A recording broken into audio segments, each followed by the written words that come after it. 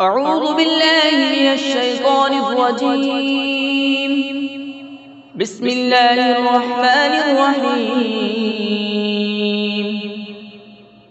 إذا وقعت الواقعة ليس لوقعتها كاذبة خافضة رافعة إذا رجت الأرض رجا وبست الجبال بسا فكانت هباء منبثا وكنتم أزواجا ثلاثة فأصحاب الميمنة ما أصحاب الميمنة وأصحاب المشأمة ما أصحاب المشأمة والسابقون السابقون أولئك المقربون في جنات النعيم ثلة من الأولين وقليل من الآخرين على سرر موضونة متكئين عليها متقابلين يطوف عليهم ولدان مخلدون بأكواب وأباريق وكأس من معين لا يصدعون عنها ولا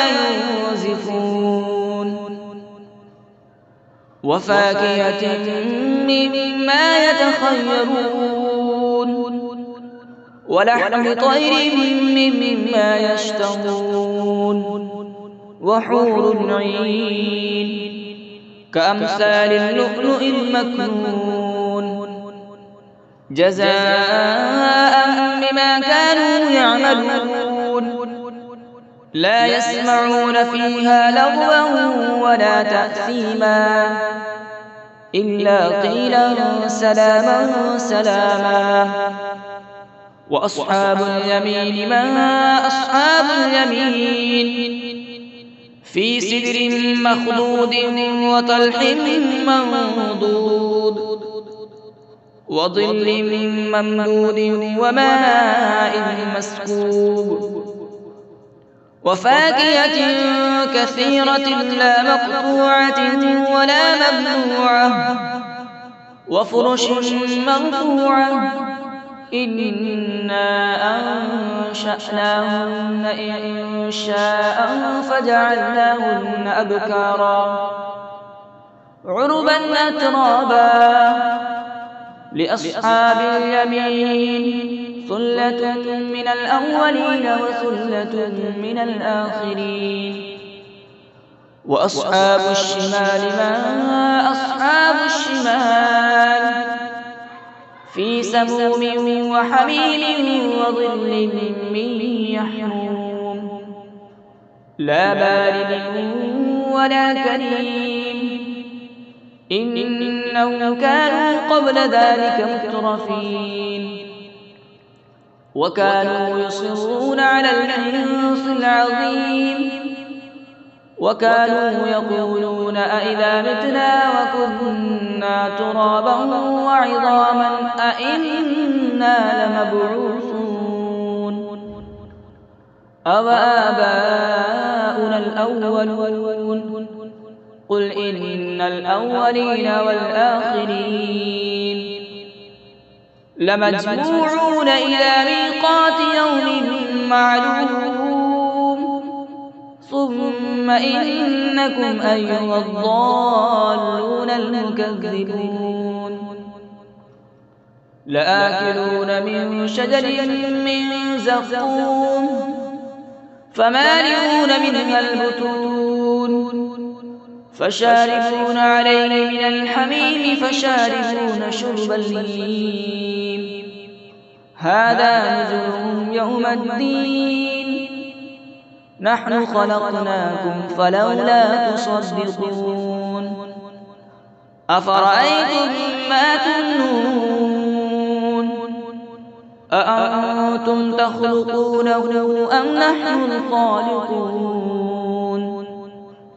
نحن قدرنا بينكم الموت وما نحن بمسبوقين على أن نبدل أمثالكم وننشئكم فيما لا تعلمون ولقد علمتم النشأة الأولى فلولا تذكرون أفرأيتم ما تحرثون أأنتم تزرعونه أم نحن الزارعون لو نشاء لجعلناه حطاما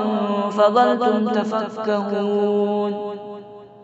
إنا لمغرمون بل نحن محرومون أفرأيتم الماء الذي تشربون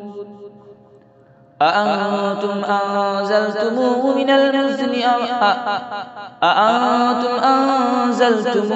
المزن أم نحن المنزلون لو نشاء جعلناه أجاجا فلولا تشكرون أفرأيتم النار التي تورون أأنتم أنشأتم شجرتها أم نحن المنشئون نحن جعلناها تذكرة ومتاعا للمقوين فسبح باسم ربك العظيم فلولا أقسم بمواقع النجوم وإنه لقسم لو تعلمون عظيم إنه لقرآن كريم في كتاب مكنون لا يمسه إلا المطهرون تنزيل من رب العالمين أفبهذا الحديث أنتم مدهنون وتجعلون رزقكم أنكم تكذبون فلولا إذا بلغت الحلقوم وأنتم حين يومئذ تنظرون